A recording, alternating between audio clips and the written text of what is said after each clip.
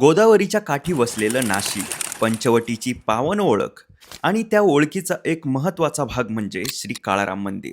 नाशिक म्हटलं की रामकुंड, गोदाघाट, पंचवटी आणि त्यासोबत सहज आठवतं ते काळाराम मंदिर. शहराच्या इतिहासात, श्रद्धेत आणि आठवणीत आपोआप सामावलेलं एक स्थान. मंदिरात पाऊल टाकण्याआधीच त्याची दगडी ठेवण नजरेत भरते.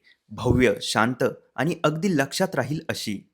पंचवटीच्या गर्दीत देखील या मंदिराभोवती एक वेगळा स्थिर भाव जाणवतो. या मंदिरातील प्रभू श्रीरामांची मूर्ती काळ्या दगडातील असल्यामुळे याला काळाराम मंदिर असं नाव पडलं.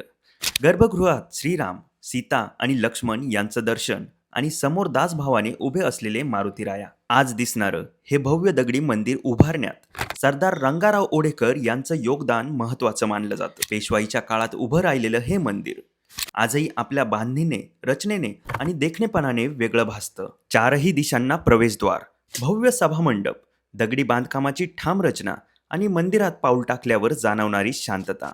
काळाराम मंदिराचा अनुभव हाच त्याचा सर्वात सुंदर भाग आहे. पंचवटीतील हे काळाराम मंदिर रामभक्तीचं पवित्र केंद्र तर आहेच, पण इतिहासात सामाजिक जागृतीचंही महत्त्वपूर्ण प्रतीक म्हणून ओळखलं जातं. नाशिकची ओळख सांगताना काळाराम मंदिराचं नाव आपसुकच येतं. कारण काही ठिकाणं अशी असतात जी आपण वारंवार बघतो, पण प्रत्येक वेळी नव्याने जाणवतात. काळाराम मंदिर अगदी तसंच आहे. नाशिकच्या आठवणीतलं, श्रद्धेतलं आणि अभिमानातलं.